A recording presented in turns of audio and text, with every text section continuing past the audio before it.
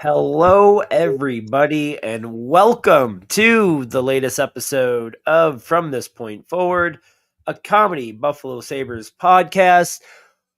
We got a lot to talk about here over the first couple weeks, especially one of us looking pretty close to eating a Tage Parm. We'll update that. We're going to be watching the rest of the Sabres Habs game and talking about a lot of other shit. So strap on. We got a couple more periods here. It's going to be a good show.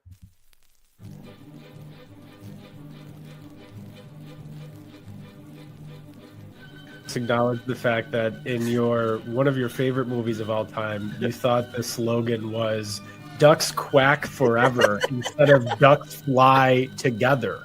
No, it's you also bad. think they live in wells. It's the whole theme of the movie, Lou. But he had the duck call. They go quack.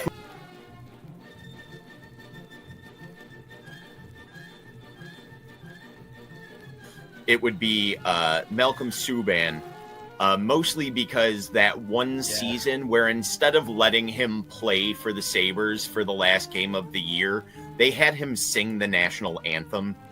And it was a real, like, you're under contract, the season is over.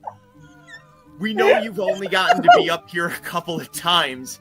How about you come back up here? Oh, great, I'll put my pads in the car. No. You won't need them. Just make sure you warm up the pipes when you're driving down the 90.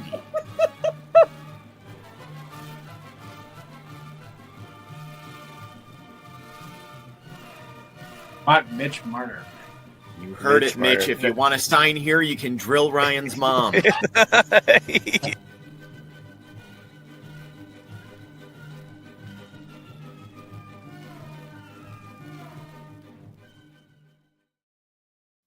Just as we're coming on, we almost get a couple Josh Doan opportunities there, was it?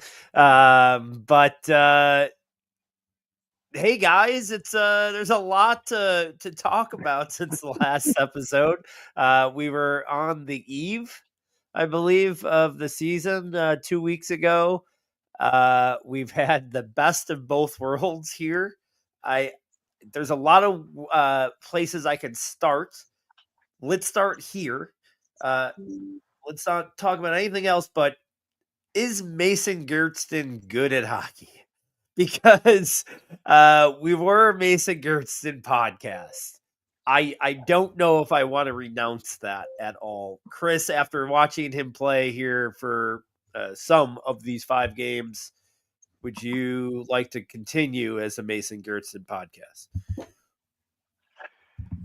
What he lacks in hockey skill, he more than makes up for in his willingness to be a friend. He goes to my barber. I think he lives in my neighborhood because I saw him at a coffee shop a few mornings ago.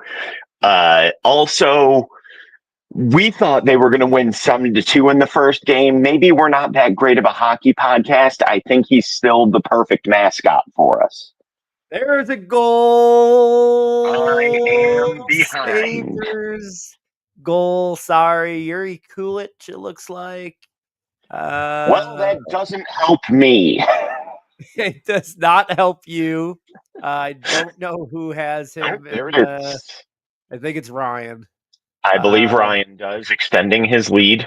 And I think Benson does get the assist here. No, who's the assist? Yes, Benny gets the assist. That's on me. So the lead of the Tage, the Tage Thompson Parm Classic might have gotten bigger there. We'll start, I guess, before Ryan's booted out here and be coming back because internet sucks.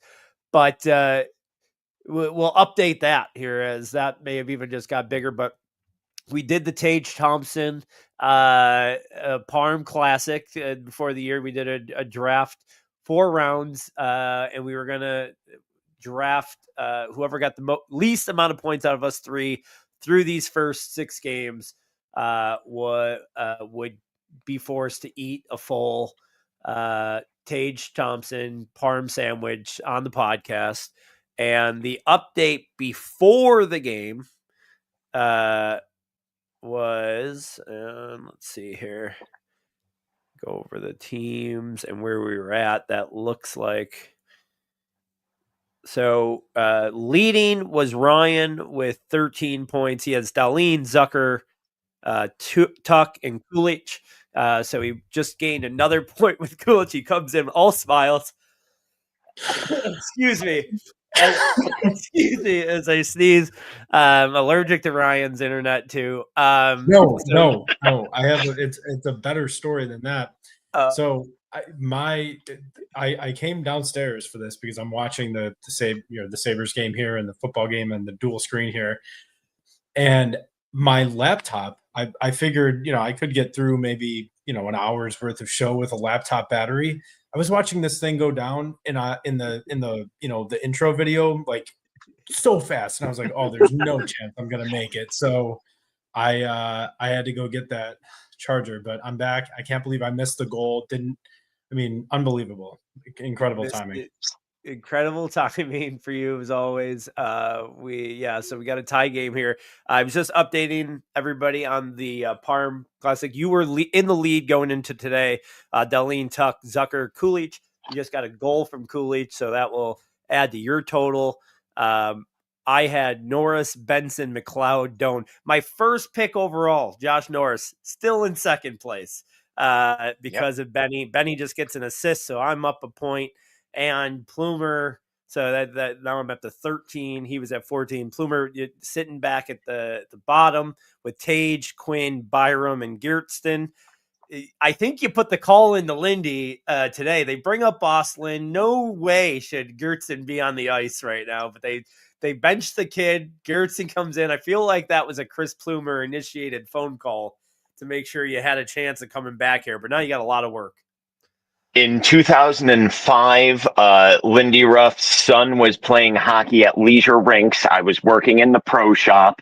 He lost an edge on his skate. He had to run in. Lindy ran in right away with his kid's skate. I sharpened it up, handed it back to him. He said, pretty good. And I called in that favor today to get Mason Geertsen in the lineup to give me a chance. Quinner and Geertsen.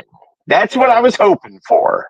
You're going to need to make up 6 points now to catch me, 7 to catch Ryan. It's going to be a uphill battle. Hopefully, we're going to try to stick around till the end of the game as long as we can, as Ryan's laptop allows. Well, I have a charger now, so we're fine. But I will agree right now that if Mason Geertsen gets either a goal or an assist, that it's worth 7 points. That we'll just give him 7 points right for that. Wait. The goal 7 points. An assist I'll give 4. All right. I will take both of those because they're useless. All right. We'll give him a chance. A Geertsen goal is worth 7 because we are a Geertsen podcast. That's so great. If Geertsen scores a goal tonight, Louis and I will both have to. It reverses the bet, and Louis and I will both eat the chicken Yeah. All right. I'm sorry, we're getting lost here. Ryan's got 2 games on. He's got a fantasy basketball draft that he's going to be doing during this. Quick, Ryan, tell us. I don't even want to hear the top 10. I want to hear 11 through 20 on your fantasy football draft board because they are probably names that not only that I haven't heard of, but I feel like you may not have heard of until today. Listen, if I told you I had a fantasy draft board for this basketball draft, I would be lying. Okay. The only preparation that I'm going to do is I'm going to pull up the old puppy app, the old underdog app, and I'm going to go to the best ball, tournament rankings for whatever's going on in basketball right now. And I'm just going to basically go off those rankings. I mean, that's really a good way to do it. It's like, just let the market decide. And I'll put my, my impression on, guys here and there. If I got a chance to get like Wembanyama or something, I'll take him. But I don't know what I'm doing. It's gonna go horribly. Well, we can't. We're here to help. That's another thing that I guess we could talk about is that we mocked ourselves for not being fantasy pros, but we are in first place in our underdog.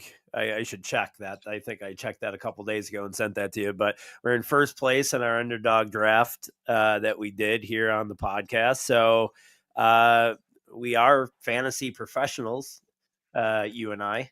And pretty soon we're going to have Chris addicted to it too. He's going to be calling us up mid-season, asking if there's any mid-season drafts. And we're going to keep those things going. Let's see. NHL. It was so funny though, because of course, like I pull up mine. I think I did like 12, I told you, but of course, sitting there, first one labeled pod draft. It's my best out of all the ones I did. And yeah, sitting in first place by like 50 some points. Just look over that team real quick. Eichel, Bedard, McTavish, Marner, Caulfield, Nyes, Demidov, Dorofeev, Vetrano. 0 points for Toronto for us so far. He has contributed nothing. I remember we were really big on that late round pick. Lane Hudson, who we'll be watching tonight, Jacob Chikrin, and Zia Buum, who has been actually really great for Minnesota. And then we went to 4 goalies: Aiden Hill, Spencer Knight, Scott Wedgwood, and Charlie Lindgren. Lindgren has not done anything yet for us, but Spencer Knight, 54 points, are leading. He has a little bit of a resurgence here for Chicago. Let's start off with your thoughts here. We're going to talk for an hour and a half about these first 5 games, but specifically, we know how horrible the first 3 games started. I mean, tire fire, like shocked that Lindy didn't quit. I'm not even like there. One more bad game, I think we could have just seen Lindy just being like, I don't need this shit. And the last 2 games, total flip. What team do you guys think this actual roster is closer to? Is it the first 3 games? Is it the last 2? Is it somewhere in the middle? Chris, I'll start with you, and then Ryan, go right into it because I think I heard my child up. Chris, go ahead. I think it's a little bit in the middle. Those first 2 games were absolutely abysmal. That third game was like they started it off and almost looked like they learned their lesson in the first 2 games and then just played like absolute dog shit in the second half of that third game. And the fourth game wasn't overall very good either, outside of about 30 minutes. So I think this team really needs the balancing act. I feel like the guys like Benson not being in the lineup, I know he's supposed to be an AHL player, according to local sports journalists, but that really seemed to be a tipping point with this. Just grinders. This team doesn't need a lot of them, but they just need a couple guys who are going to show up no matter how bad it gets. And I think that's enough to kind of drag the rest of the team forward. Yeah. Go ahead, Ryan. Sorry. I think one of the concerning things for me that, I would hope that they are more like the last 2 games than the first 3, but I don't know. I mean, they're still getting, heavily outshot, in some of these games. They're relying on good goaltending, which is, I think, exactly. I mean, yes, it's good to see that Lions is playing well, but like, you really don't want to rely on that, especially early in the season when you are supposed to have everything together and, most of your health, right? So it's, just a little concerning that they're still getting outshot and Lions had to play so well. And, like I said, I'm glad to see it, but it's that's a troubling sign that defensively it's still kind of a little leaky. Yeah, they they're definitely getting the goaltender. Here's a good chance. Oh man, I'm ahead of you guys. I'm sorry. I'll shut up or try to. I'm not going to be able to. I don't I'm know. still watching the last game. Actually, we haven't gotten to the Montreal yet.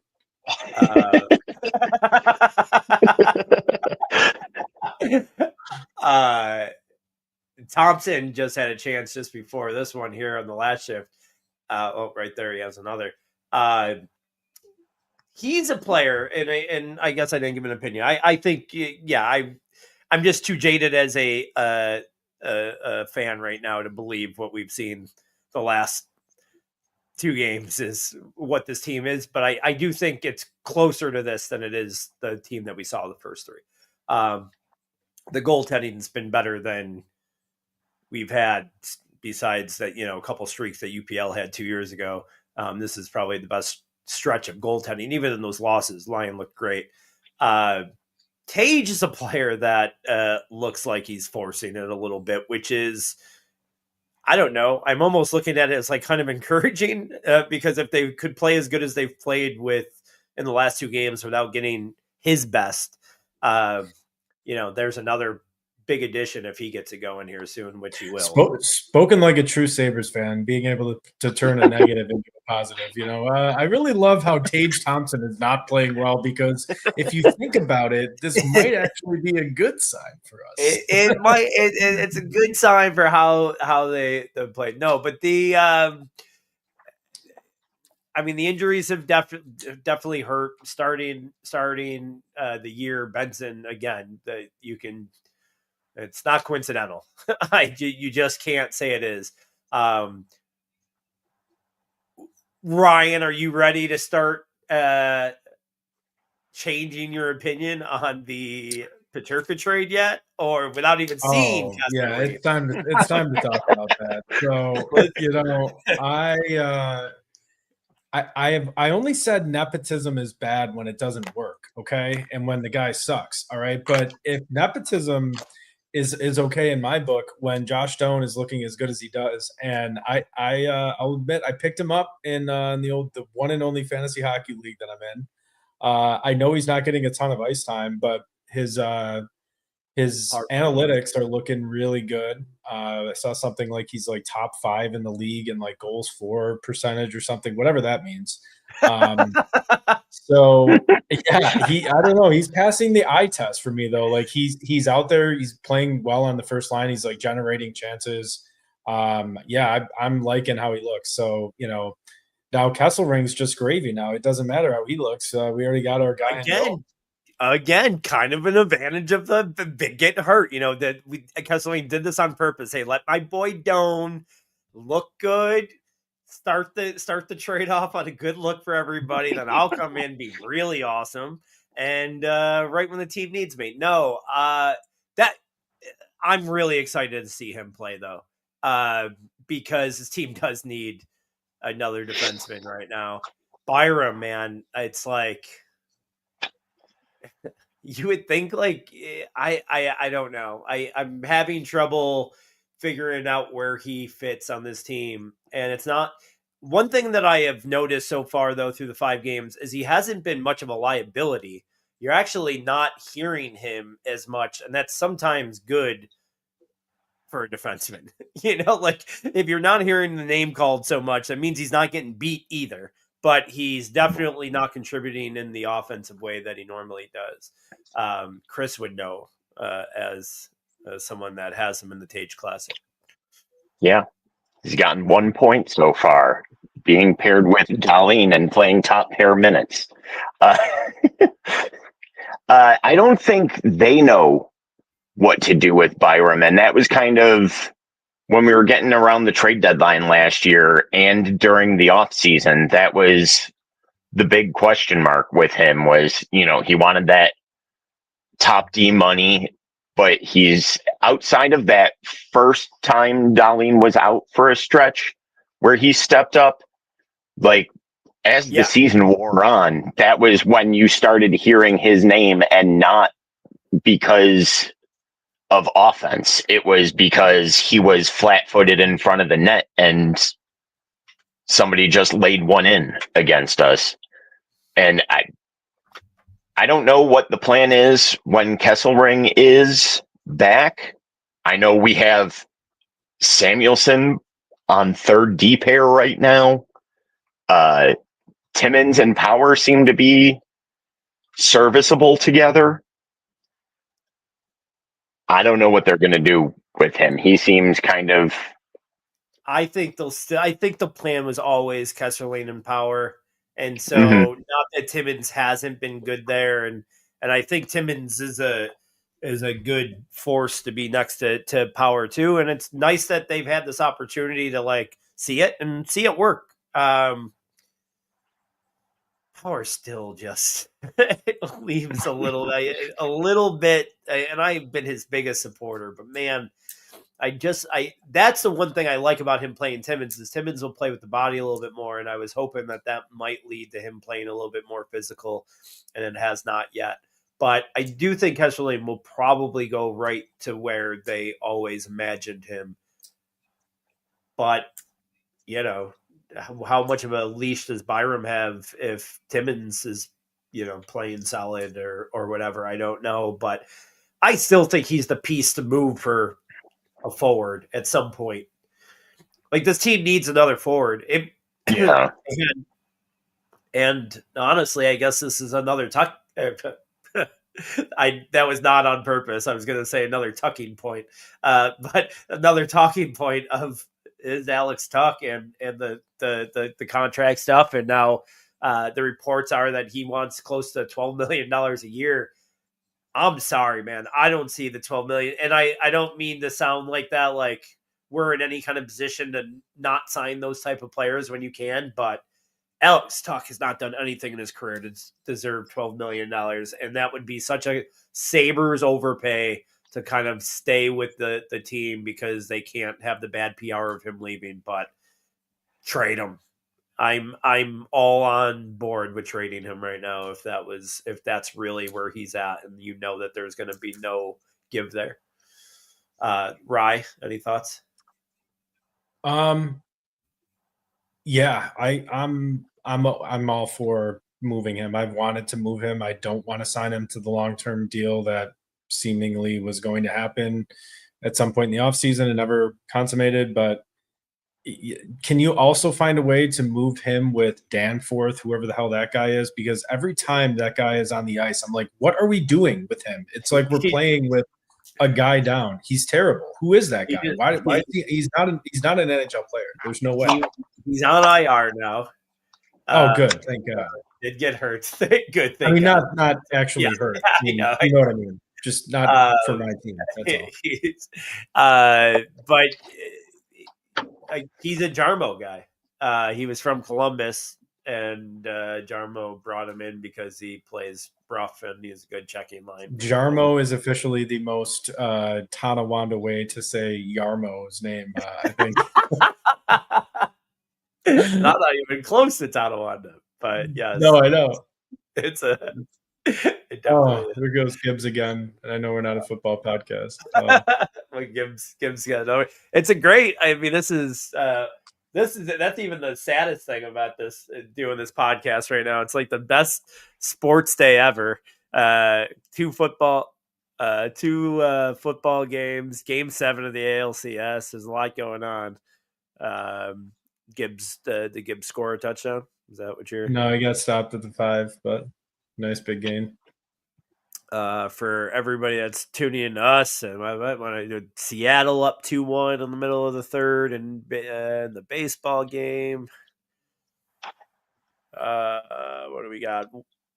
I'll do a little scores around the league. 1-1 Minnesota Rangers, Philly up 5-2 on Seattle.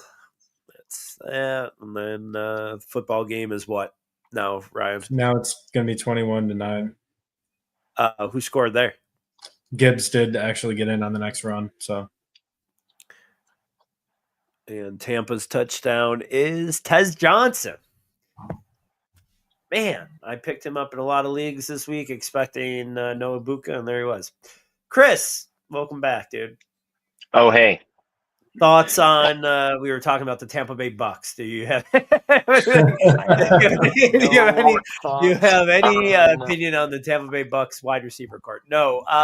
The Alex Tuck extension, what to do, me, Ryan, and I both kind of team trade.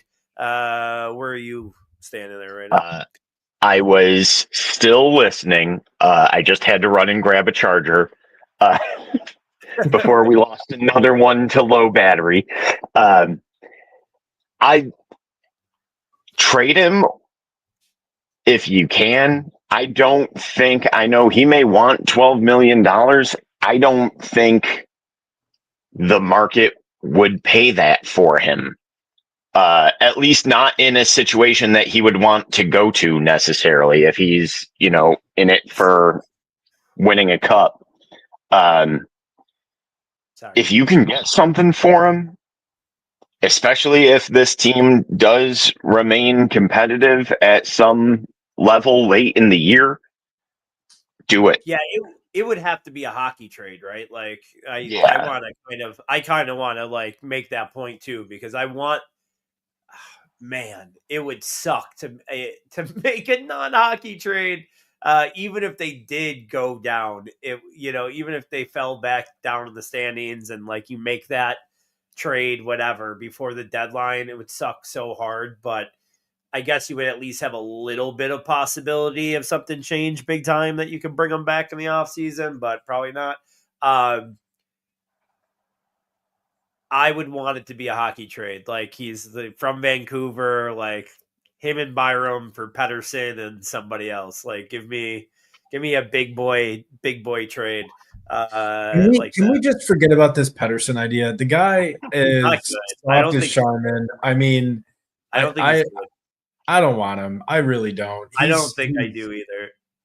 I don't think I do either. I think centers are like the left-hander. Again, I'm making a baseball point. You hate baseball, but they're like a left-handed reliever in baseball. Like they're just overvalued because of what they do, or the position they play. But they are not good. None of them are good, and so there's only so many elite centers, and if you're lucky enough to have them, you play them on your right wing like the Sabres do.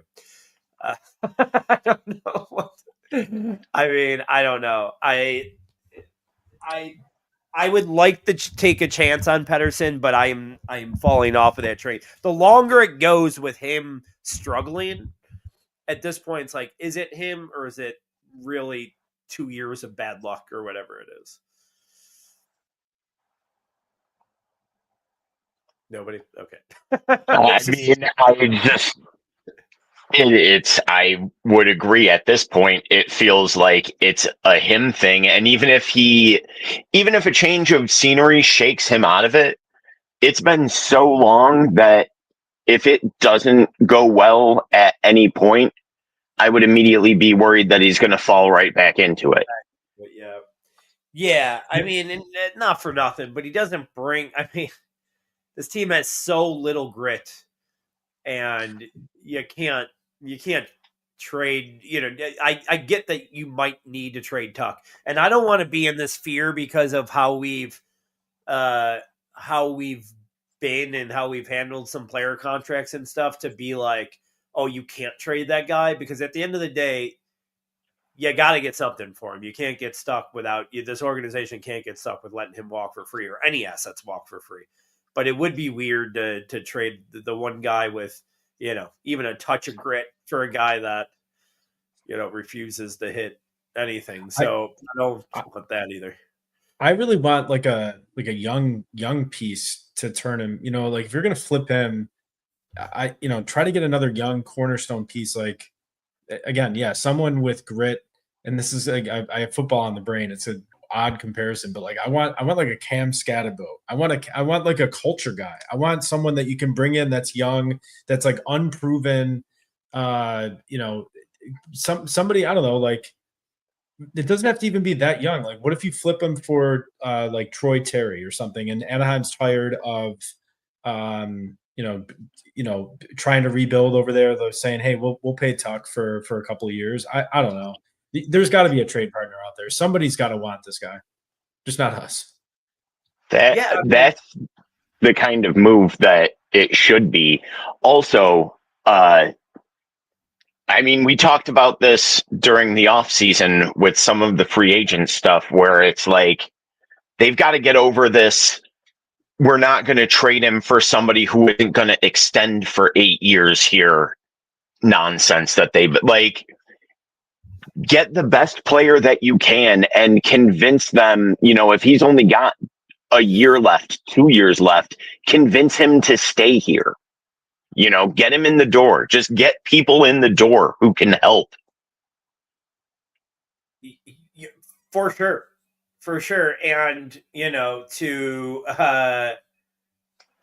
the palm trees point of Kevin Adams, like some guys can't make that decision if they don't have it in their in their contract. So like, yeah, get guys in here.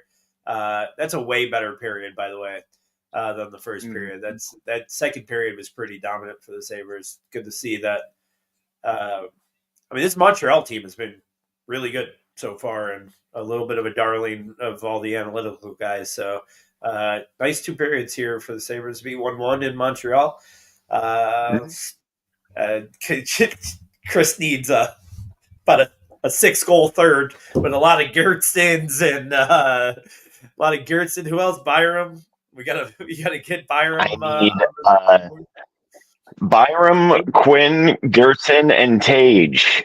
You may like the fact that this team is having some success the last couple of games without Tage Thompson. I fucking hate it. Lindsay needs to play him 18 minutes of the third period in this game, light a fire under this guy's ass, and maybe Quinn and Gertzen with Tage is the spark this team needs to send them on a cup run in late October. Well, don't forget, a Gertzen goal gets you ahead of me and tied for first with Ryan at any point. If Gertzen is just like a plus rating in this game, I feel like it should get me like 1.5 points. Which he might not be, because I can't imagine him playing too much in the third period of a 1-1 game. We'll see. We'll see how Lindy handles that. Speaking of Lindy, anybody else think he was on the verge of quitting? No. It was close. No. It was close, dude. You don't think he would have? I'm not saying he would have made it like that, but he would have went to the team and said, like, let's do a mutual part ways, so neither of us are embarrassed. It would not have been like 4 games into the season. I could see it like 20, if we're like 5-15. But I think if it was like 2-7, 2-8 start type of thing, I think that they were both gone. It was insanely, it was comical how not just bad, but like right back into this is the worst ever. Those first 3 games were, but I'm glad to see the turnaround here. And like we all knew, it was our boy Zach Benson, or my boy Zach Benson, because he's on my Tage Thompson Parm Classic. Say that 4 times quick. Say that 1 time quickly, if you could. I'll try 1 first, and then we'll go from there. Any other thoughts? I'm sure you guys, I know it's early in the year and there's a lot of other stuff going on still, sports-wise and stuff, but have you caught any kind of thoughts of or opinions on anything else going on around the league? Right. We were right that the Flyers were going to struggle. They've been struggling, the whole season. The Panthers, shutting out the Panthers. I'm surprised, Louis, you weren't beating your chest on that, because I think you were calling that they were going to be struggling a little bit this year. It's I don't know. It's so early though. Like, you really can't. It's such a small sample size. Like, when you're not even 10% of the way through the season, I'm not going to make too many judgments, but you have to start, forming some opinions, I guess. But I mean, I think my prediction for the Sabres was 2-3, right? For the first 5 games. Yeah. So, I don't know. They're about where I thought they would be. I mean, the first 3 games were really bad. But I've only really gotten a chance to pay attention to what the Sabres are doing, and then, occasionally follow some scores from fantasy team, that sort of thing. Chris? I will say, I agree with it being so, or because it is early, because if you look at those first 3 games, the Sabres have the worst power play of all time. And then 2 games later, I'm not saying it's the best, but like those numbers from those 2 wins suddenly make it on paper look like a respectable power play. Number 4 in the league, not respectable. Yeah. With 2 games, like, we need a little bit more to balance it out, but, I think the most exciting thing, for the league is Connor Bedard seems to have recovered from his sophomore slump. Chicago still stinks pretty bad, but Spencer Knight seems to be doing all right for himself. And it's nice to have star players in the league, I hope Bedard does well. They have a better record than the Oilers, by the way, the team that I told you that should be way lower. Oilers, Panthers, 2 teams. Again, bad starts. I don't think the Oilers are good. I really am going to keep on standing on that point. They don't have any depth outside those 2 guys. If one of those guys has a down year, it's going to be bad. And it's been like that. They're 28th in the league in expected goal differential. That's going to continue. Now, Florida gets to Chuck back in January or whatever. That might get a little bit better. They might push for a playoff spot. I'm not predicting that they're going to just fall apart, but I think the Edmonton thing is going to hold true for me. I really do. Carolina off to really good starts. I think there's only 3 teams without regulation losses. That's Golden Knights, Avalanche, and Hurricanes. I do think the Avalanche have a little bit of that too, of what I'm talking about with the Oilers. They have a little bit of depth issues. It's just McKinnon and McCarr are so good. And I know that you could say that about McDavid and Draisaitl, but when you talk about McCarr and McKinnon being on the opposite sides of the ice, I think that just really helps. And then they have developed. I don't know if you want to say that this is just a product of their system or whatever, but those guys like Lehkonen and now Landeskog's even back there unhealthy, and they have developed some secondary scoring, but they score like an insane amount. Carolina all system, but again they look like they're going to be the best team in the league or one of the best teams in the league. Some teams struggling that kind of, I guess some would say were surprised. Lightning 1-3-2 out of the bat for 6 games. Really, that's it. Penguins 4-2 out of the bat is surprising. I think I told you. I think I wanted to pick them last in our rankings there because I thought that they were the worst team in the league. So off to a little bit of a quick start, but like you guys said, very early sample size. I think Ryan sent the text in the 3rd game just saying cancel the podcast. It's it. It's done. It is. I mean, it would have been really tough. I don't know. It might have been more fun to continue to talk about him if it went down that route. But now, let's see if they could keep us in it till Christmas. Yeah, listen to what happened with me. I'm one in the offseason, talking about how bad this team's going to be. I predict a 2-3 start. We start 2-3, and then I'm somehow sniffing copium or hopium over here. I don't know how that happened. Yes, that's it, man. Just 1-3-0 game against the Stanley Cup champions. You get excited. This team has burned you so badly that even when you expect them to be bad and they're exactly how you expected them, you start to doubt yourself because it's them. Yeah. Yeah.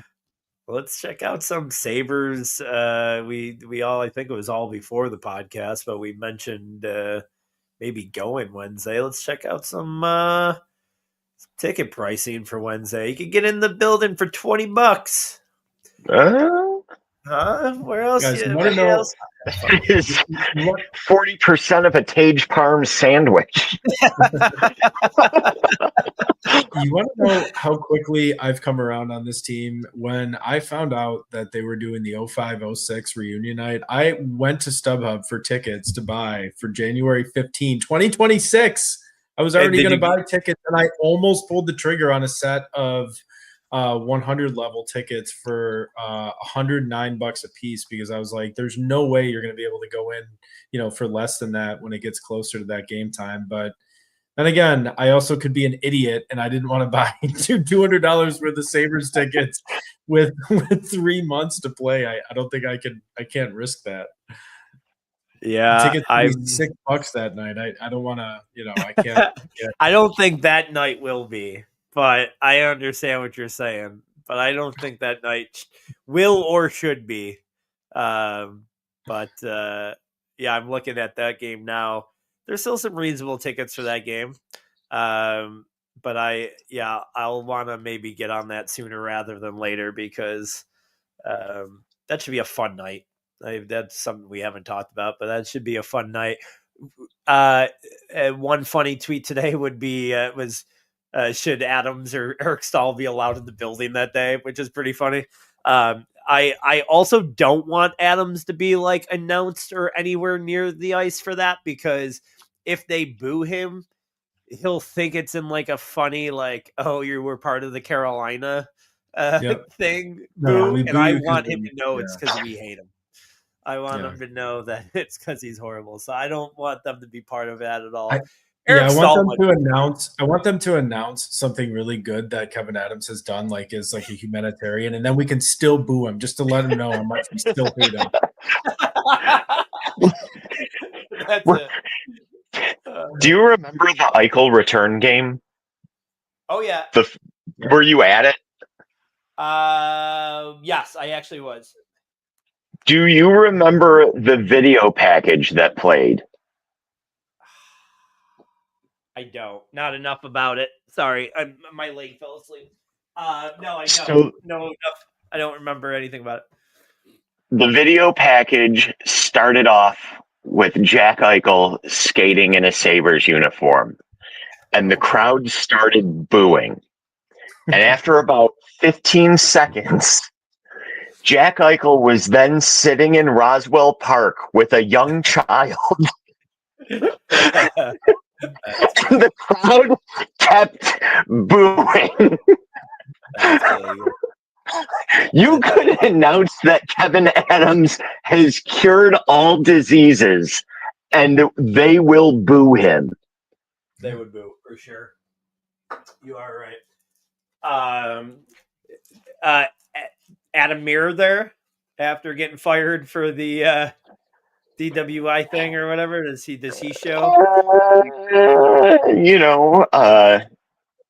Might depend on some court appointments.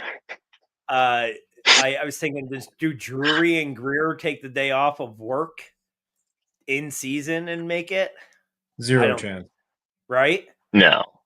I don't think so, right? They can't take off. No, they'll send a message. They'll record a really stiff and cold message from their offices. I think Greer too. You got like the three gloopies. Who are you gonna have there? Tim Connolly doing coke and fucking let us there all the time. Derek Roy is gonna reopen Encore. He's gonna announce the reopening of Encore. Yes, He's also going to send a video message. He won't be at the game. Yeah, he's not at the game. He's at Encore. He's like, I'm sorry I couldn't be there with you tonight. I told them they should have let me come in any earlier than 6. But here I am. Couldn't help myself. Hi guys, you know where I'll be after the game. It was great seeing you. No, And that is so funny. He's still wearing one of those like stupid ass graphic T-shirts that were cool back in those days. That's so great. Oh Derek man, Roy that's so head to toe in Ed Hardy. yes. Okay, who else? So Connolly will definitely be there. Coletta, not the big three. Who else is on Miller will those be teams? there. Who? Miller. Miller will be there. I Ryan saw Miller, that yeah, today. he'll be there. That's big. You think Marty will probably be there? You know, he works for the team. That's good. They got some. Finneganoff, Joe, Sneaky Joe, our friend, mentioned today. He's like, Finneganoff there, I'm gonna cry. That would be a fun pull. That's like a fun guy that you haven't seen since he's left because he's still playing. I think he was playing in Russia like last year at like 40. Yeah. Who else is on that team that'd be fun to see? I guess. I mean, none of them can. Jay McKee will be there. Well, he's coaching. We should get Jochen Hesch, and then we can get him to take a picture with Michael Hoyt. Yes, Jochen Hesch. Hesch. I'm sure he's living in Germany now, right? Kodalik, maybe. Could you get? Yeah. Was Kodalik on that team? I don't think so. Yeah, he was. He was. Yeah. I'm up on it. Brian Campbell. Soupy. Probably get him back out. Soupy will Teppo be there. Newman. Teppo was on Teppo that team. will be there. He'll definitely be there. That cannot happen without a fucking Doug Janik and a Jeff Gilson fucking appearance, because those were the two dudes that had to come in during the fucking Eastern Conference Finals that no one ever heard of. They were I feel like those guys would get booed too. I feel like they would just be like, boo! Listen, I remember two huge things from those two guys. Janik scored in that series, maybe game 5 here. He scored, or maybe 6, whatever game was here, he scored a goal, and Gilson had one of the best hits. I don't know if he ever hit anybody in the NHL. He came from San Jose. I think he played in Boston a little bit before we got him. He was like a 6th or 7th defenseman before we brought him in, and then he went to AHL mostly here. But in that game that I'm thinking of where Janik scored, it was one of the best 3-minute stints I've ever spent in that arena. There was a big hit by somebody in a corner. Then Gilson crushes somebody. It's probably the second best hit of that year besides, obviously, Campbell. It just smashes some dude mid-ice. And then we score 2 minutes later, Dumont. Dumont? Could Dumont be on that? Yeah, right? He was on that team. Yeah. Yeah. Yeah. Yeah. I'm confident that. Oh, there's another guy that'll come in. JP's fun. Right before be a going cool to night. Nashville. Oh, just let that be a fun. Let it be a game that means something. Let that be like an environment where you go out. It's a few days after my birthday, just in case you guys were wondering for a good birthday gift. A few days after my birthday, it was still off the adrenaline of that. And got the 0506 tape, and then we're going to Encore with Derek Roy. Yeah. Then that Friday night, we go to the Ryan Miller charity event, right? That's going on. It is. He's got his catwalk. They had to do that around him. If you don't want to go to the charity event, you can still go to Encore with Derek Roy the night before. Tiger bombs on the house. Derek Roy's he's like, yo, just show that same video, Ryan. He's like, take that video from the Sabres, show him at the catwalk event too. Sorry, I couldn't be here. I told him they couldn't open up. Told them they couldn't let me in here early. He just sends the same video to everything. That's so funny. He's gonna be so disappointed. I wonder. That's a funny. Now we know the current scope of things. Can we say these things? Yeah, I think we could. We're not shitting on anything. What are the three bars Derek Roy is most likely to be at after that game on Wednesday, so we can tell everybody? Oh, I was just gonna say I'm like, we're joking about this, but there's 100% chance he's going out on Chippewa after this. Like, he'll be there. He'll be there. It's probably gonna be Soho. Soho for sure. You know, Bing, Skybar still around. Soho, I haven't bada been there bing. in years, but Is 67 West still open? no. Are you sure? Because that feels like a real Derek Roy spot. Oh yeah, it's a real Louis G spot too. If you were wondering, Louis G. I mean, I'll just tell you right now, the right song hits. You know, I'm not gonna lie. I feel like it would almost be better if this team was in the first 3 games for us to be watching, because we're all kind of invested in this very close matchup.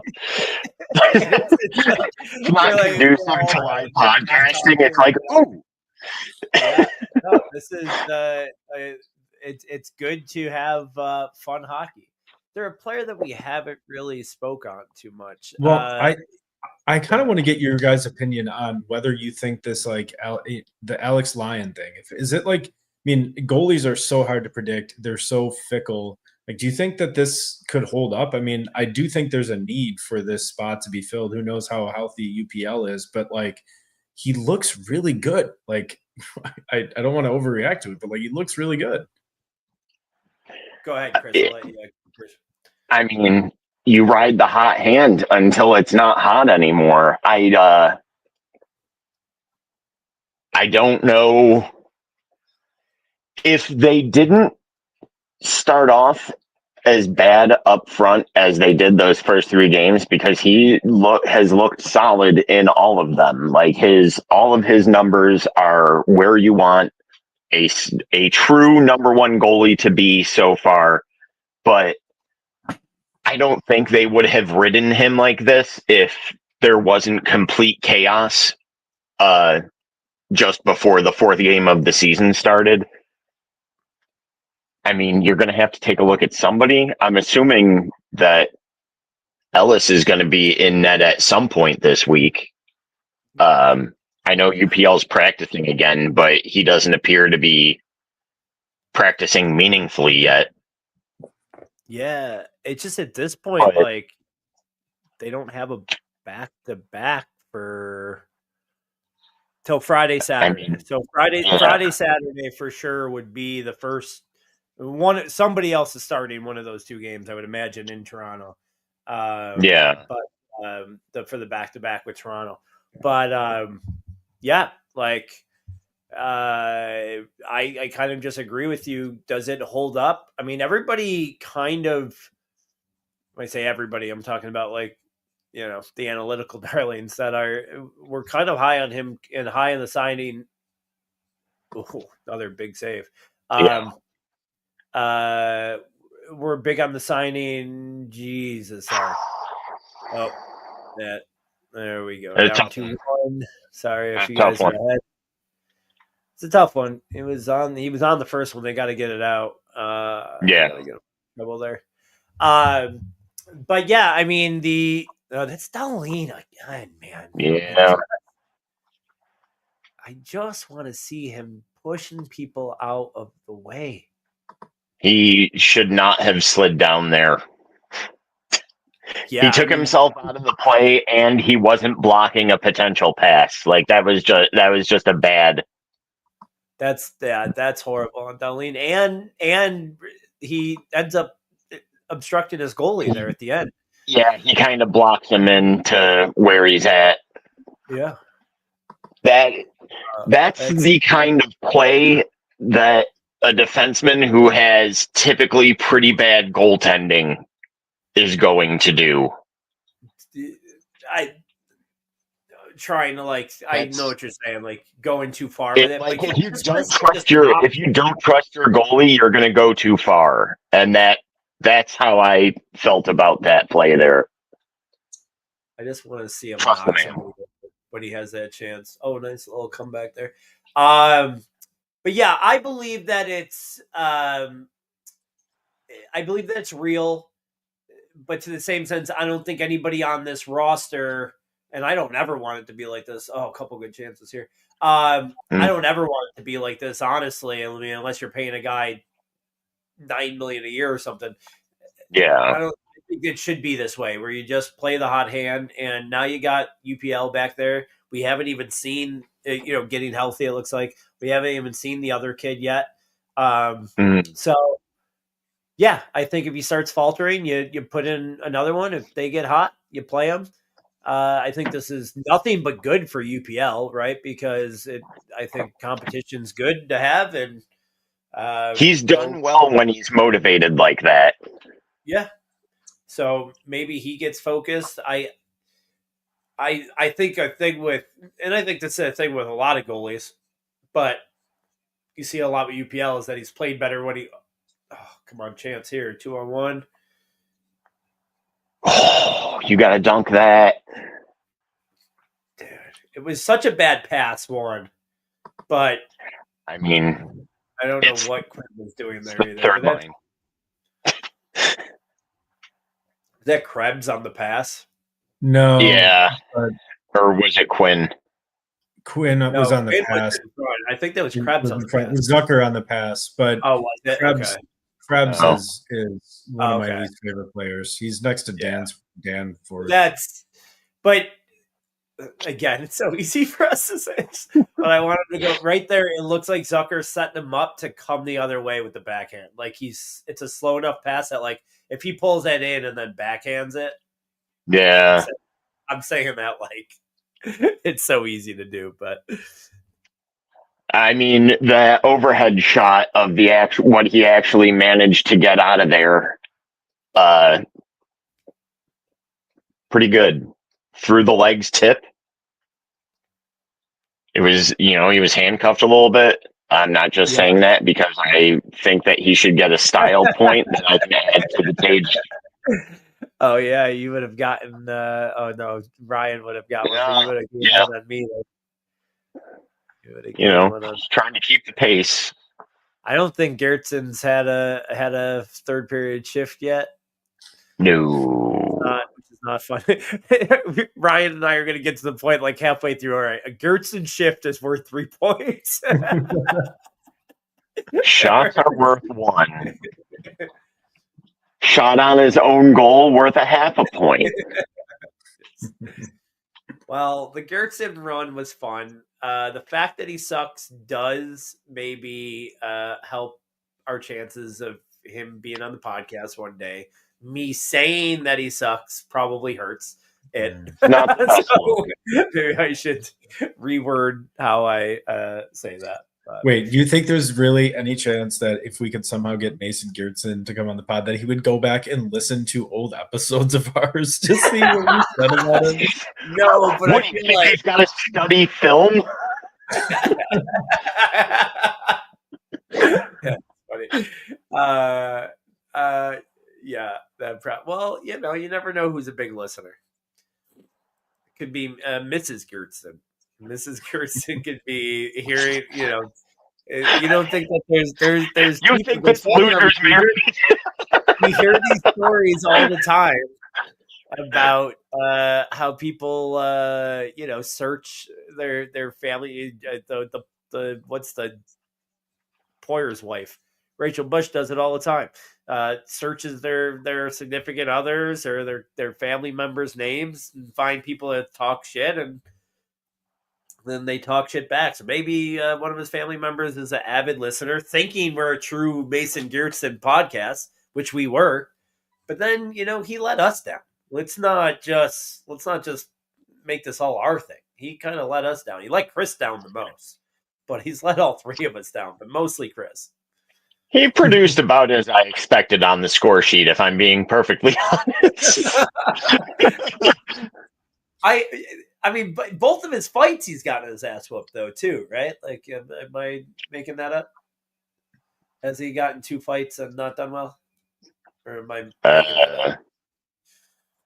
I feel like I feel like I've known that he's gotten to at least one and got beat up, but I'm going to tell you what, they were at least unmemorable because I don't remember. Really? I could be making it Yeah. up. I make up a lot of shit. I make up a lot of shit. Let's see what. So we have the like I just mentioned, the back to back with the Maple Leafs coming up this weekend. Before that, we are playing where is it? Detroit for Wednesday here in Buffalo. The game we just mentioned. I think so. Yeah. Who's off to a hot start?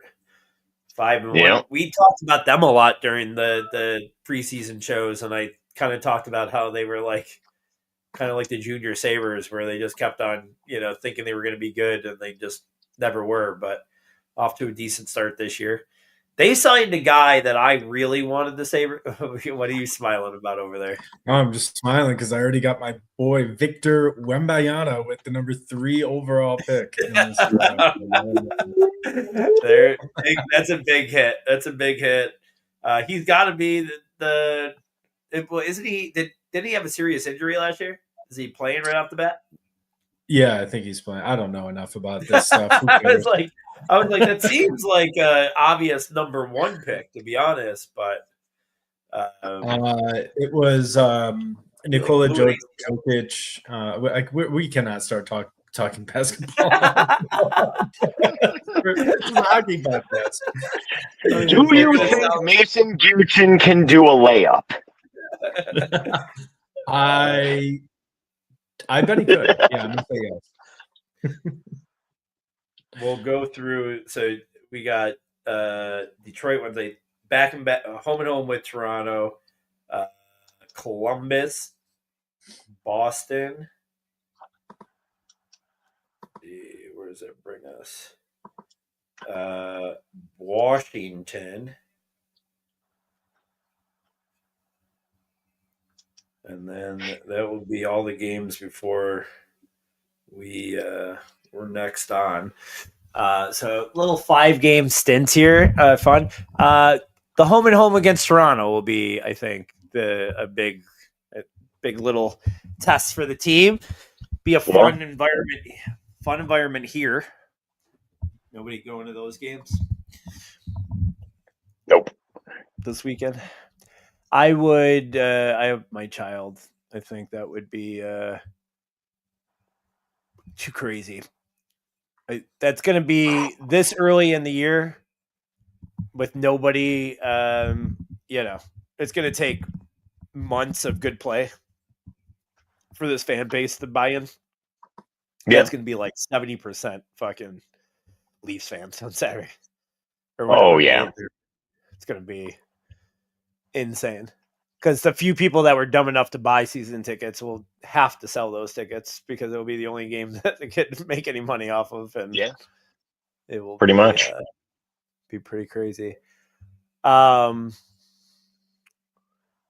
as we sit here at 2-1 and a little bit over an hour and a Tage Classic that seems like it's out of reach, do you guys want to wrap up here today? Ryan looks like he's really locked in on his NBA fantasy draft.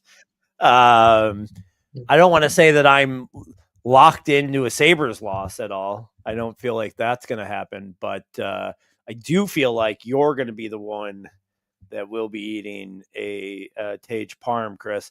What are your plans for that? You going to go do it at a game? You're gonna grab it, bring it onto a pod one day? What's your plans of your punishment? I think probably at a game. It will be documented. Okay. I'm not sure when the next home game that I will be able to make. When I also have $48 plus tax to afford a. Is it that much? Is it $48? It is $48. This was like a real bet. Yeah, this is a real bet. So actually, because it's a $48 value, it's basically $50. And because we are unlicensed as a gambling podcast in New York State. I don't know if this is legally binding. That is, yeah, that's a real thing. No, it's legally Like the We binding. Suck jersey. What's that? Oh, There's Suck a jersey is good. We Yeah, Suck jersey behind that's Lindy. Love to see it. Not deflecting at all.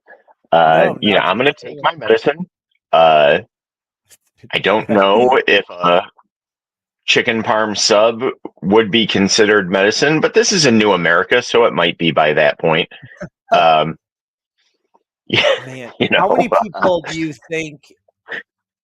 I feel like I saw somebody in the train wreck crew maybe do it throughout a game or something like that. I think they videotaped it. I'm not sure if they did the whole thing or what, but I'm sure you'll ask questions, and I want to know these answers. So please ask when you're around. How many people have done it solo? How quickly do you think in your mind will you have to leave after you complete it?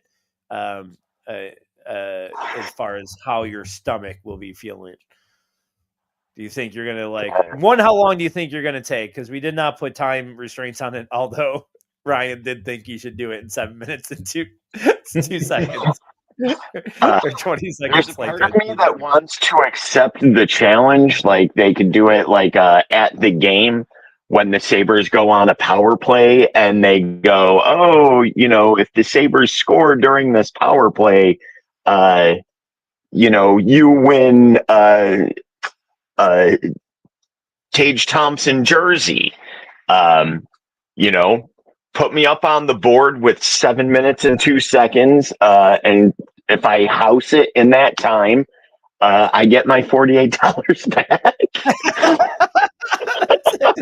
That should be it. It should be it. Is if you do it, you get that back. That is insane. The fact that it is $48 though, does hurt me for you, and that we made that you do this still makes it a little bit better, but two also makes it so much more daunting because it's got to be so big at that price tag. I mean, like I know, like $48 doesn't get you much these days, but that thing has got to be monstrous, and I can't wait. Yeah. I would have ruined. I'm so glad I didn't lose, because I would have ruined these 3 months of a diet. I think I would have gained all 30 pounds back in one sitting, because that's With what one something farm? like that would do to me right now. Like Yeah. I drank one. I just drank like one of those. What are they? What are those fake sodas that are like just seltzer, but basically a little flavored seltzer, whatever they are. They're selling. Anyways, no sugar, no nothing. I drank one of those, and I feel like I gained 10 pounds back, and it doesn't have sugar in it. But it's like a healthy soda thing. But I did think if I would have ate one of those, I would have lost months of progress. So thank you for picking Mason Geertsen. I can't wait until we sign off and Geertsen scores the game tire. And we're live. We have to come back on for an emergency podcast to see how it ends. The best would be if Geertsen scores and it's like assisted by one of my guys, and we are in a 3-way tie. And we all have to go and split one. That would be fun. We all split. Yeah, that would be. We all Everybody go to a gets game. 1 1/3 inches. That will be exactly what I'm used to. Well, with 8.5 minutes left, we will give up today. Hope that next time we come back, not only did we leave this game too early, but we have a few other wins under our belt. The goalie that we'll see, you guys think it will be the waiver kid and not UPL? Is that you don't think UPL is going to be back to health? No. Oh, well, there it is. If there's any other way to sign off of a Sabres podcast. It's when the other team scores a goal. Who's this? Hudson? Yeah. Yeah.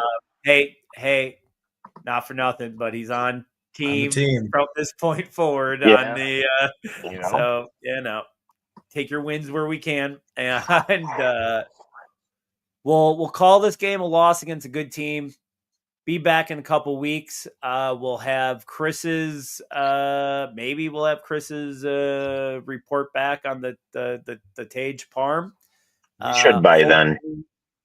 Hopefully we'll be around 500, and maybe I'll put a couple calls in between and see if we can't get a reunion at Encore as well for Derek Roy and the boys for January 15th. For Ryan Mura and his basketball team and Chris Plumer, I'm Louis G. Go Sabres. Let's get a little comeback here. See you guys in a couple weeks.